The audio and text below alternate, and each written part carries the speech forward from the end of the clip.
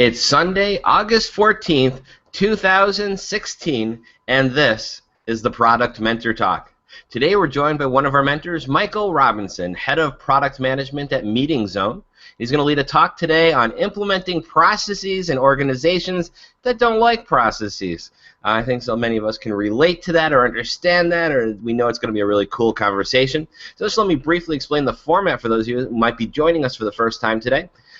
These live streams are put on by the Product Mentor Program. The Product Mentor Program pairs mentors and mentees up all around the world to help make better products and make better product people and better product decisions. And so the people you see along the bottom of your screen here are mentors and mentees from the current program. And so what we're going to just quickly do is just go around with some introductions of everybody, and then I'll tell you a little bit more. So I'm going to go left to right on my screen today.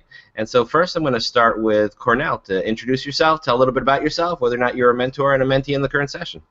Good morning. My name is Cornell Pineda. I'm a current mentee of Session 5, and I'm based in New York City as a product owner for a financial technology firm. Awesome. For Quan? Hi, my name is Furkan. I am currently a mentee in the ongoing session.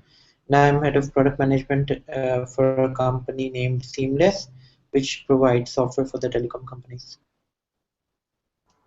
Not to be confused with many other companies also named Seamless, especially in the New York area. Michael, to just briefly introduce yourself, and then I'm going to just talk a little bit more before we get started.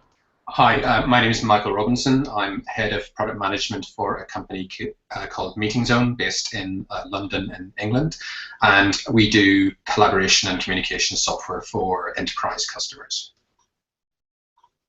And he is one of our key mentors today, and I am Jeremy Horn, also known as the product guy in some circles, and I'll be moderating here today. So as questions come in, whether they're in the room or really from the rest of the internet, I'll be feeding them on to Michael in fairly real time. I look for good moments to jump in there. So just post your questions to theproductmentor.com/live as they come in. I will jump in. If they're topical, they'll happen in fairly real time. If they're more generic, like what is product management or where am I, those types of questions we'll save to the end of the talk. With that all said, let's jump right in. I'll hand it over to Michael to take it away. Okay, thanks very much, Jeremy. So what I'd like to do today is talk about implementing a process or processes in organizations that don't actually like processes. And this is some personal experience I've got in my both my current job and several previous jobs, where essentially I had to do this as a product manager. So I hope the experience is useful, both in terms of what went well and also what didn't go so well in terms of implementing processes. So to set the scene, so imagine that there's a startup company. It's grown from success of the initial product, so they've launched a product and it's gone pretty well, and they've grown.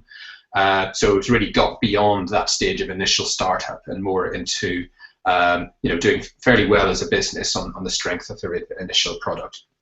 And then they try to introduce some new products, and maybe that's where things don't go so well.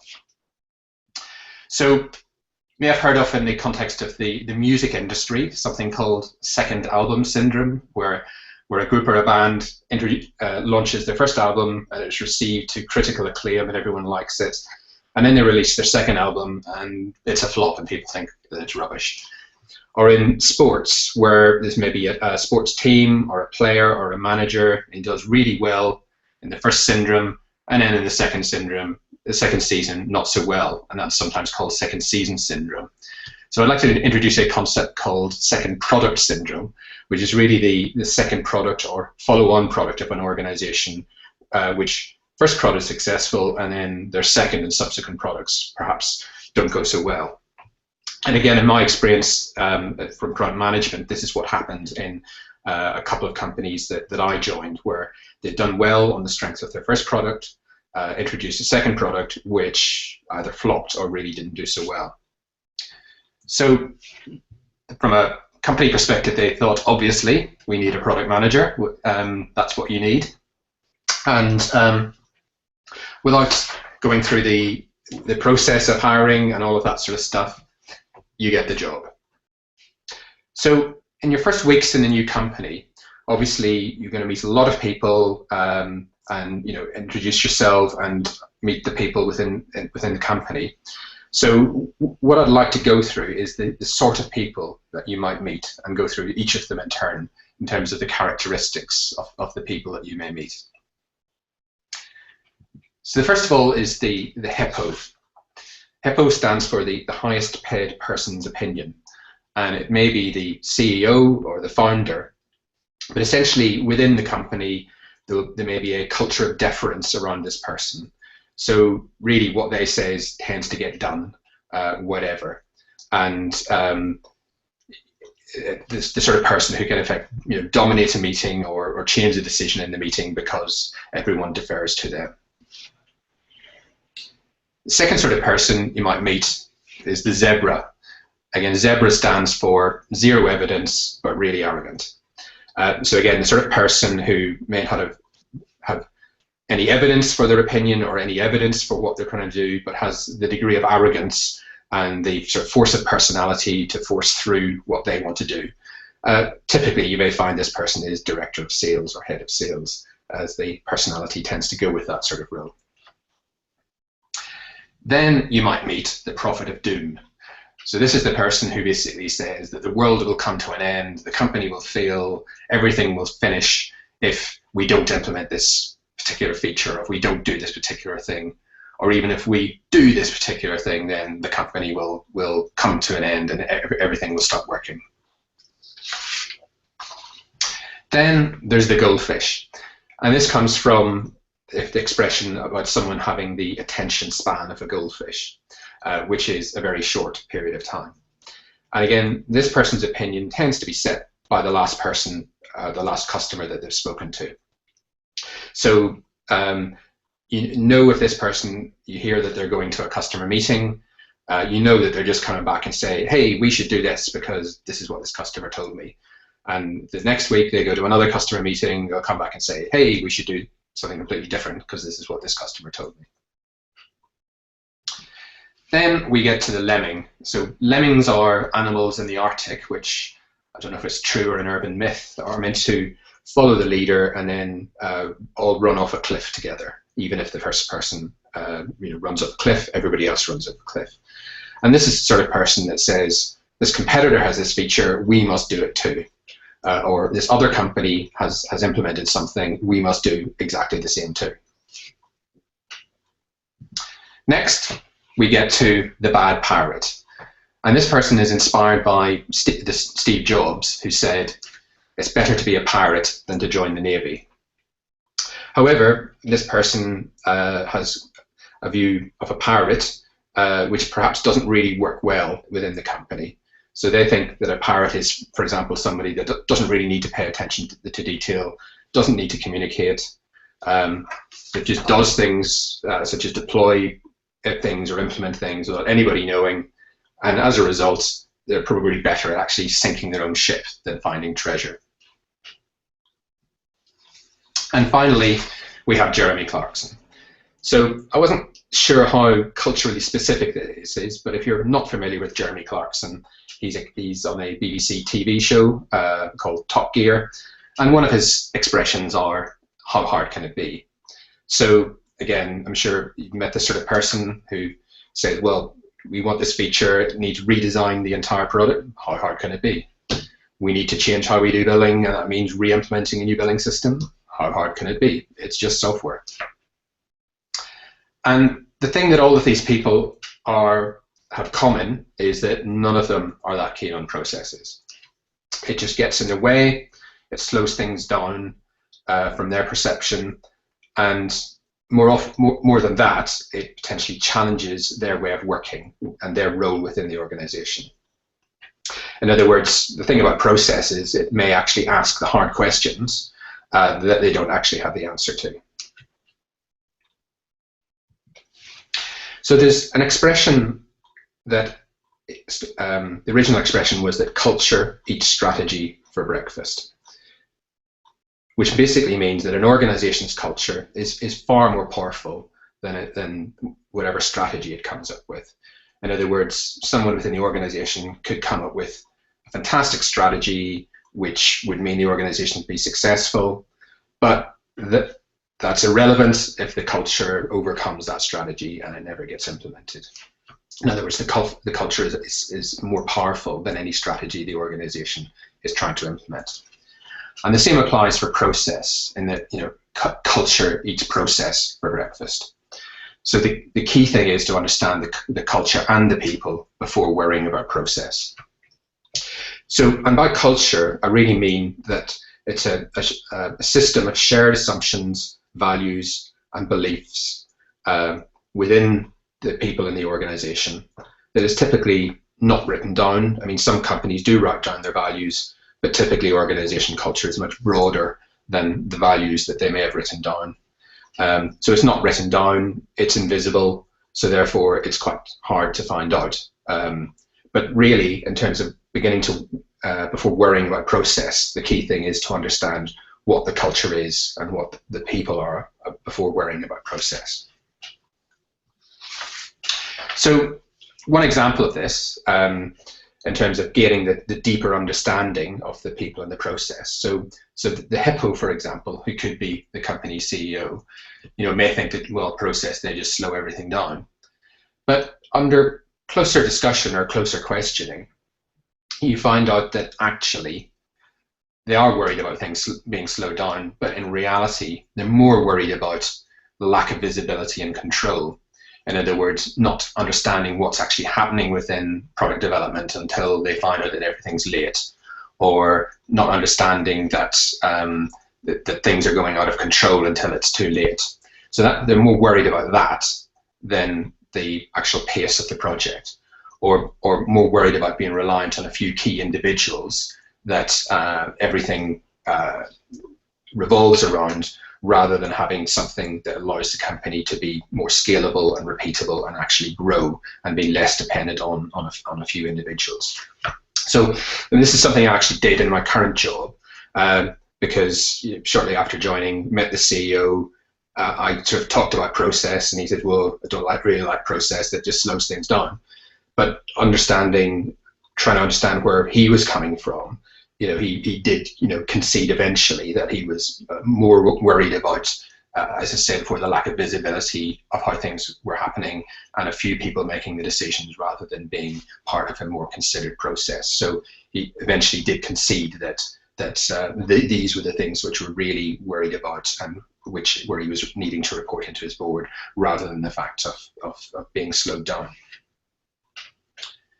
So next, I'd like to talk about some of the possible techniques to use in terms of overcoming and working with the company culture. I should say working with the company culture rather than necessarily overcoming.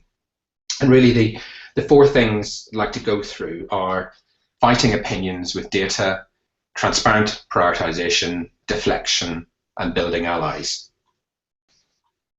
So fighting opinions with data.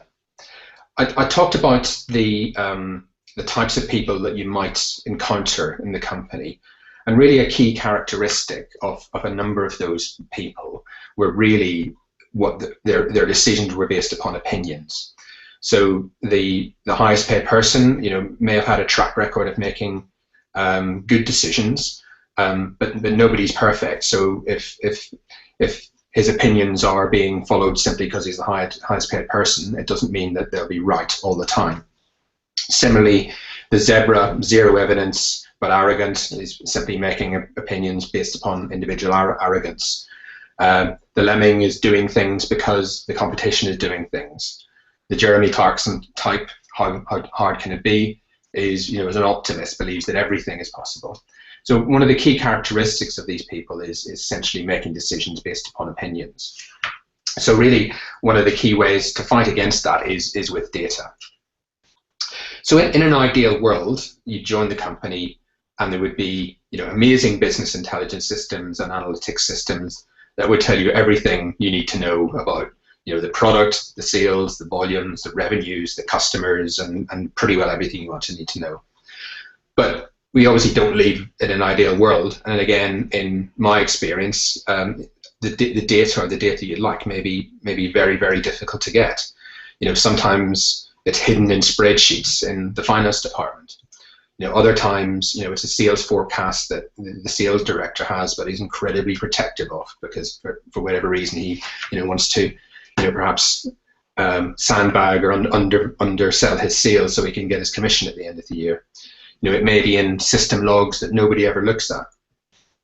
So one of the first things there is kind of searching out and kind of understanding and making friends with the people who can actually provide you with the data that you need to know. Because as I said, in many companies, it's not actually that easy to get, but it's usually out there somewhere. So some of the key things is to find the people who have it or can get it and can provide it for you.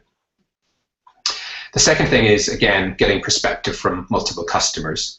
So again, this is probably more relevant from in terms of a B2B type of environment where the base will be maybe numbered in tens or dozens of customers or even hundreds of customers rather than the consumer market, which may be in the hundreds of thousands or the millions. So again, that's key because to counter the Goldfish type approach where the strategy or the view is based on the last customer that they talk to. So again, it's getting that view from multiple customers. The next one is, even if the information is qualitative, then somehow or other try to quantify it. So again, it may be an opinion from one customer, but then it's kind of trying to quantify where that customer is within the the list of revenue or list of sales. If it's an issue reported, then trying to quantify that in terms of numbers of cases or number of similar issues. And then the last point is that clearly data on its own is very powerful, but that it's also thinking about the ways to illustrate and the ways to convey that information. So again, data plus stories and pictures, is more effective than either stories or data on its own.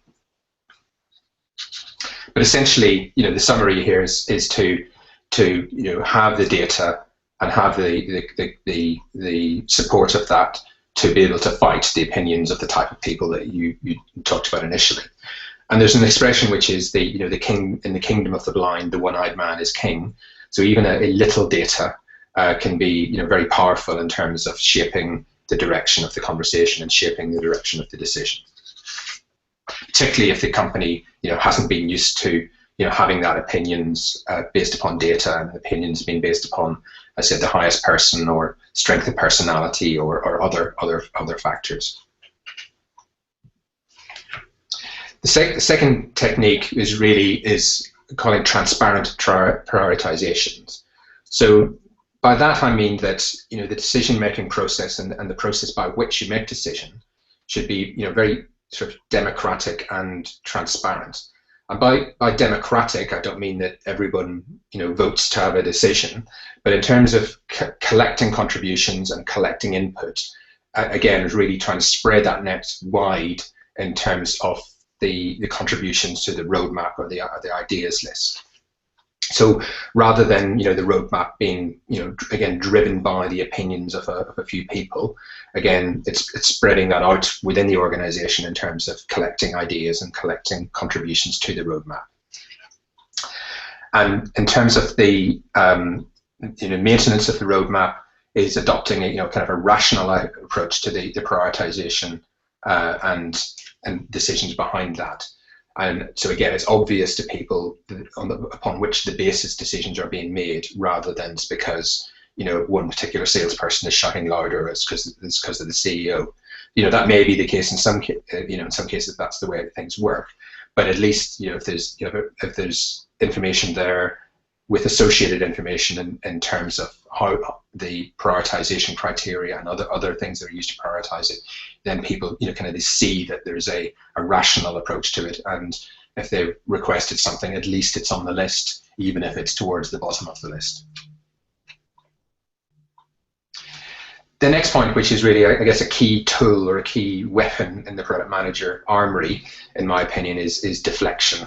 or some people may call it delaying tactics.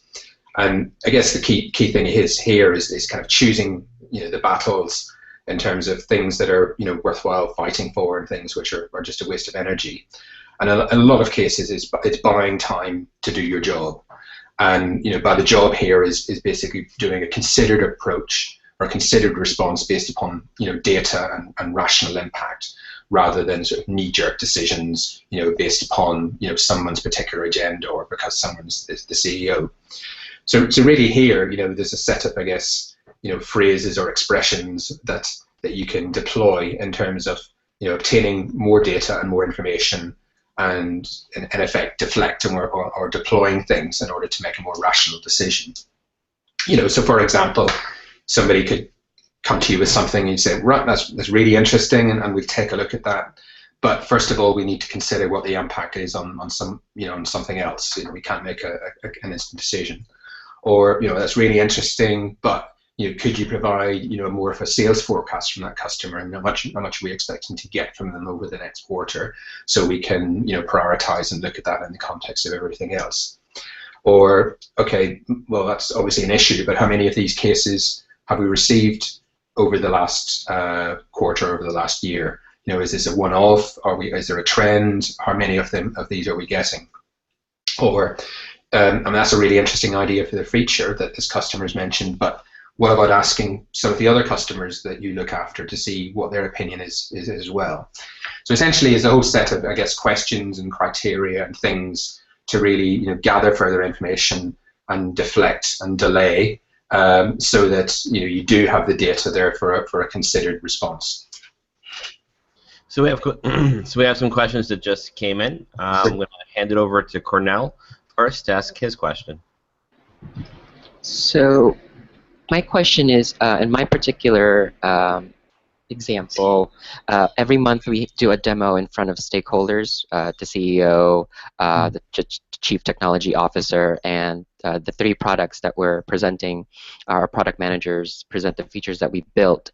And in those conversations in a large forum, those kind of opinions are thrown at us, and we usually don't question it or fight it with data, like we built it this way because we noticed that this feature was being used more, or something like that. So my question is it more effective to use data at that point in a large forum, or more on one-on-one basis outside of those product demos?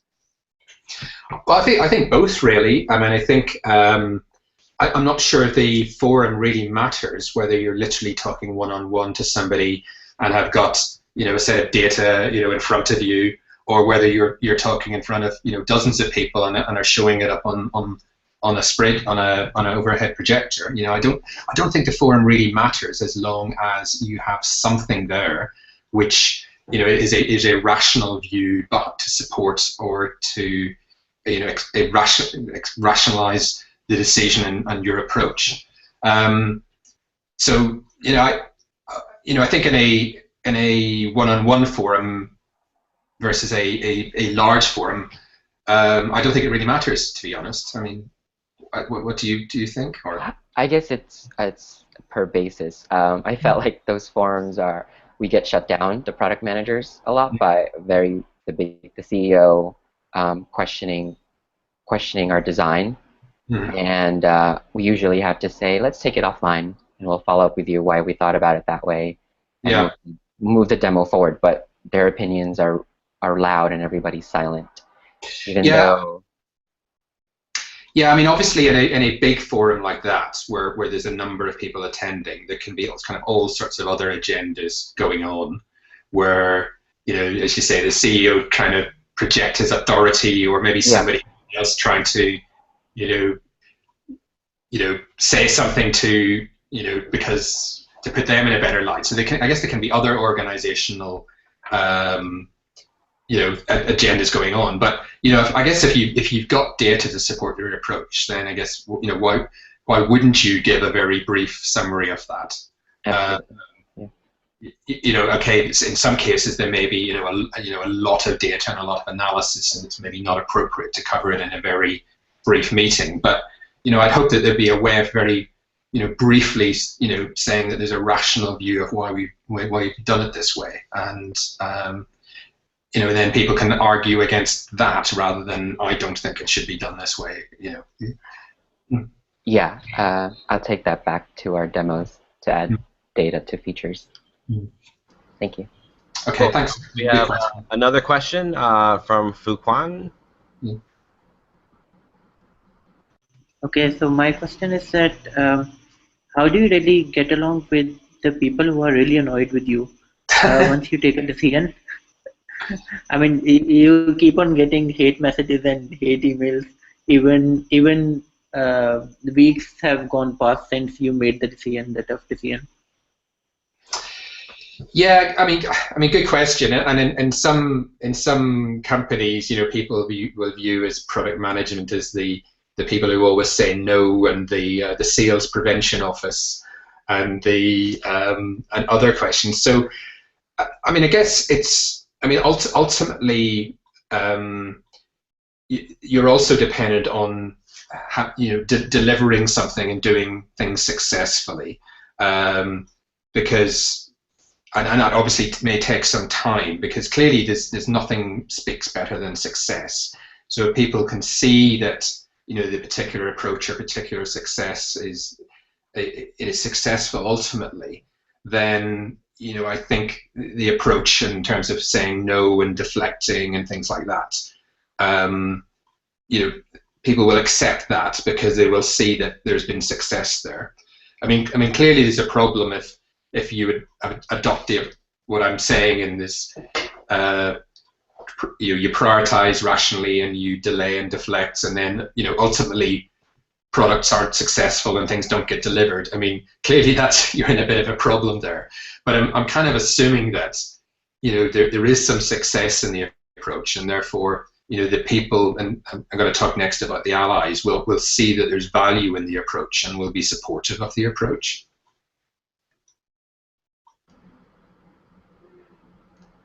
Yeah, okay.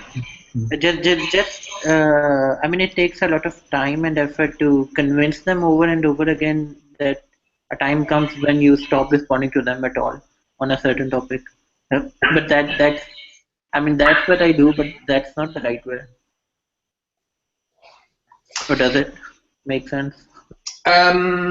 Yes, I mean, I guess one thing, and it goes back to this slide about transparent and prioritization, is that if it's fairly apparent what things are being worked on right now, and it's not as if there's lots of resources sitting around doing nothing, then if that's transparent what people are doing, then when people are coming with more requests, then it's either obvious what people are going to be stopping to do what they're going to do, or else it's more a question of prioritization in terms of, well, I see what people are doing now, then where do I fit in the queue after that? Am I next on the list or am I further down?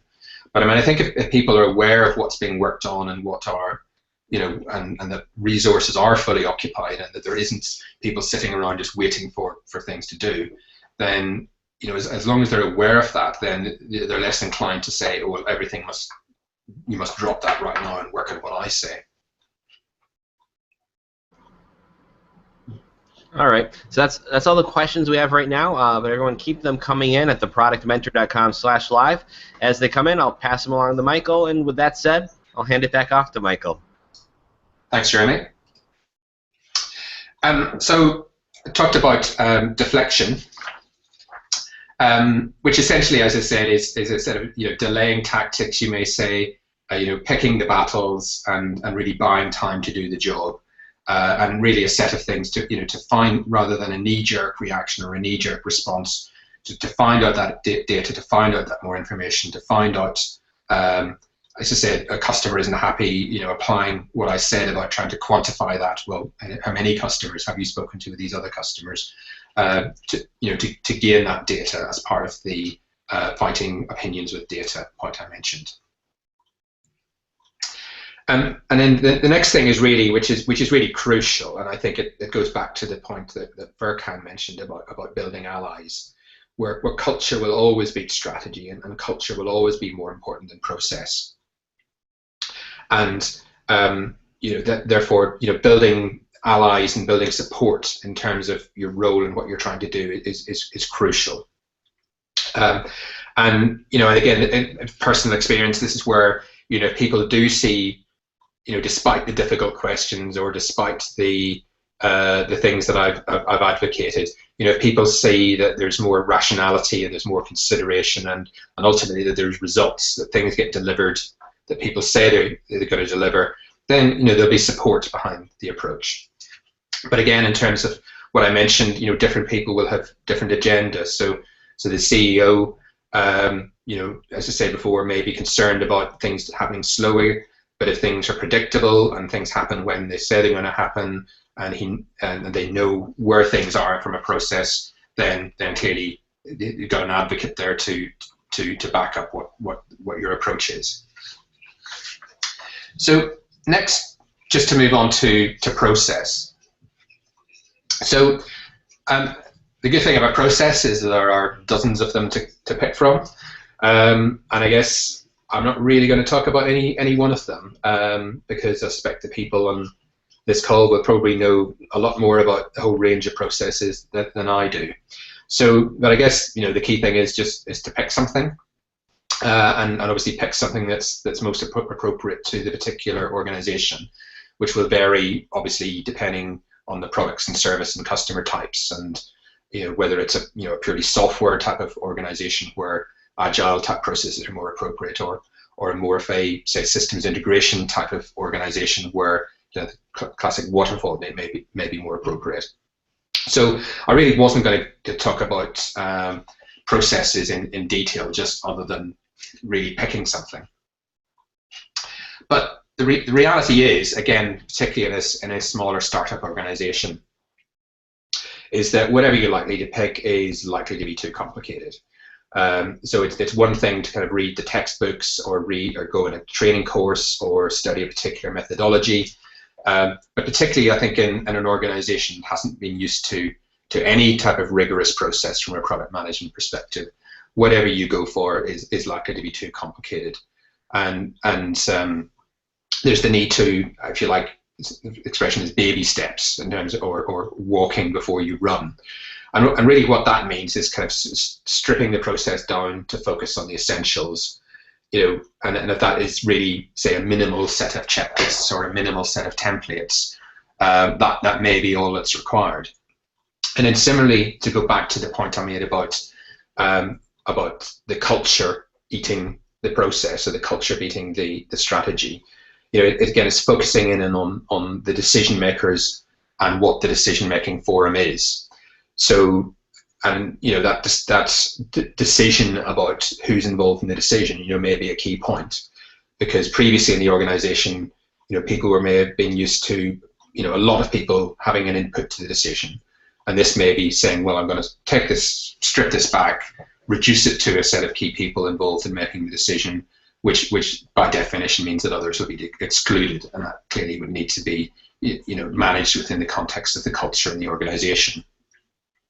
So from a product management perspective, one of the key things is really managing the set of decision makers and the decision making forums in terms of providing the input, providing the data, providing the recommendations to that. So it's not really a talking shop that is being directed, and the data is there to make rational decisions, and recommendations are being made rather than just presenting it as an open set of decisions. The next point is the last point there is regarding the tools. So clearly, from a product management perspective, you will need a set of tools or a set of systems to manage things like a roadmap or ideas list, or data associated with the decisions, or criteria associated with the roadmap, such as the sales impact or development resources. So you typically you'll need tools to do that, but certainly in a smaller organization, you don't expect anybody else to use them or look at them. So you may do a great job about putting a roadmap up on the intranet and having an ideas list up on the intranet where everyone can see, their particular idea and, information associated with that. But again, in my experience, nobody ever looks at that, and it doesn't stop the salesperson ringing you up and saying, "What's the roadmap?" when it's still freely available on the intranet. But so it's still a necessary process. But I think I view it very much as something that that you should use as the product manager, but you kind of don't expect anybody else to use it. So really, this is just to wrap up the presentation and summarize things. So as I said, to go back to what I was saying about the purpose of the talk about implementing processes in organizations that don't actually care about process. So I think really the first thing and the key thing that I would really emphasize is that the key thing is to understand the people and the culture before even thinking about process, because without understanding the people and without understanding the process and how to work with and influence this, then I think any attempt to introduce a process off the shelf that, based upon the latest course that you've done or what a previous company you're used to is kind of doomed to failure. Then I think the next key point, which is really the whole point about from a process and decision making being rational and transparent. So the rational there it really means that there's data supporting the decision and data influencing a decision. And again, this is really to counter what will almost certainly have been the previous culture of the organization, which was based upon opinion, which may have been very good opinions, hence they were successful in the first place. But again, as the company grows and experiences that, and growing pains with additional products perhaps not doing so well, the need for the more rationality rather than opinions is there. And the second point of being transparent is, again, so it's quite apparent to people how decisions are being made, what the process is, that everyone has the opportunity to contribute, so people can see their ideas on the ideas list. As I said, even if they're not at the top, that people can see what's being worked on at the moment, so that they know that things aren't going to be dropped just because they've got a new feature request. And then my last point, which again is really through bitter experience about trying to introduce processes which may have been appropriate to one organization into another, is really to do with simplification. And really kind of thinking about, well, what are the key pieces of information needed? What are the key decision points? And who are the key people that need to be involved in this? Rather than sort of implementing something which may look good in a textbook. Invariably in a company that isn't used to this type of thing, it needs to be simplified for successful introduction. So that wraps up the presentation. So I guess happy to take any more questions. Yep. So we've got another question from Fuquan. How do you scale your growth with the processes? And what I really wanted to ask was that when to introduce the processes. At the start of the presentation, you said that you want to introduce a new product or you want to go into a new domain, and then you start looking for the processes. But let's say you only have one product and then you are scaling rapidly. When to introduce that? Let's say, I'll just give an example that the other day somebody was telling me that they introduced a process where everything for customer support has to go through the ticketing system. The customers are trying, but they are asking the customers to come through the ticketing system because they cannot help you on Skype or on call. So that doesn't make any sense to me. Yeah, I guess I don't have a particularly easy answer to that. I guess. Did you have, for example, a rough head count, like you touch 50 and then you need to introduce processes, or you touch 10 products and then you need to introduce processes? Yeah, I guess I was more thinking, from a process perspective, I was more thinking about sort of product development and product management type process, and rather than a customer support type of process as such. So I was kind of more thinking about, as I said before, if the organization hasn't liked processes previously, typically things like decisions were made, I said, based upon opinion rather than real data, and there hasn't been rationality in terms of how decisions are made. and there hasn't been, let's say, rigor in terms of the product development process, in terms of ensuring that things are in place for that people are able to sell it, they're able to revision it, that they're able to support it, they're able to bill it.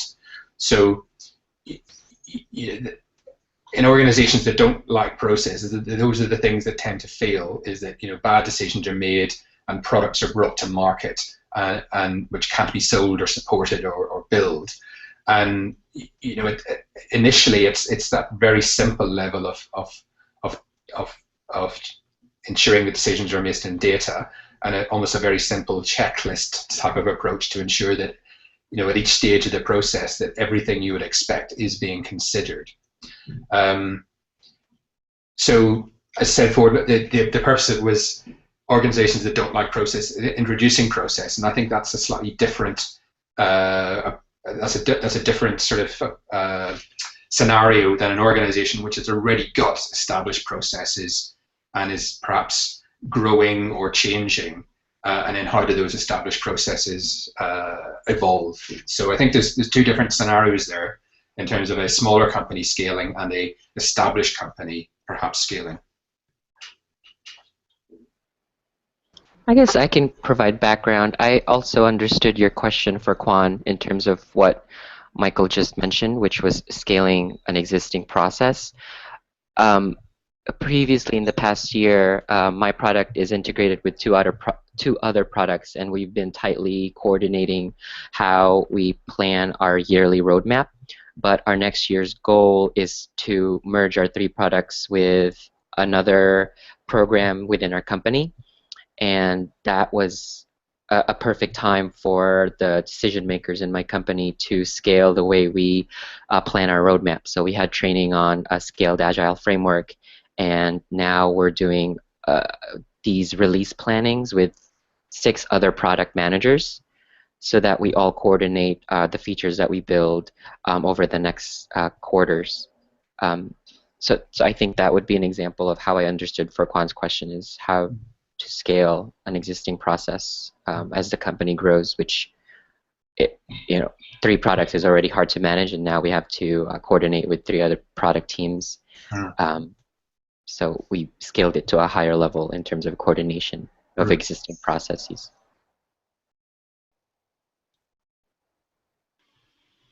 Yeah, I understand. Thank you.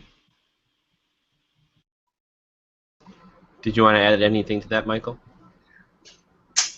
I guess not really. No, I mean I think probably Carnell had a good example there. I said I think where I was coming from, the talk was perhaps a more immature environment growing up as compared to a more mature environment which is evolving or changing, and I think there are quite different scenarios in terms of the two. All right, cool. So that's all the questions we have. And again, I want to thank our speaker, Michael Robinson, Head of Product over at Meeting Zone, for today's discussion of implementing processes in organizations that don't like processes, one of our longer titles. And as always, the presentation will be posted to our SlideShare. And a big thank you from me, Jeremy Horn, the product guy, and everyone else who joined us today, and the product mentor. And also don't forget, if you're interested in being a product mentor, like today's speaker, Michael, to people of all sorts, visit theproductmentor.com and sign up today. Session 6 starts January 8th. Always looking for more mentors, so sign up if you'd like to be a mentor. If you sign up to be a mentee, you'll probably be waiting for a while, but if you ever want to be a mentee, you should always still sign up. If you're looking to fill a new product job with a great product person, visit our very own free-for-all job board at theproductjobs.com. And with all that said, thank you guys, everyone, and I'll see you guys all again pretty soon. Bye. Thank you. Bye.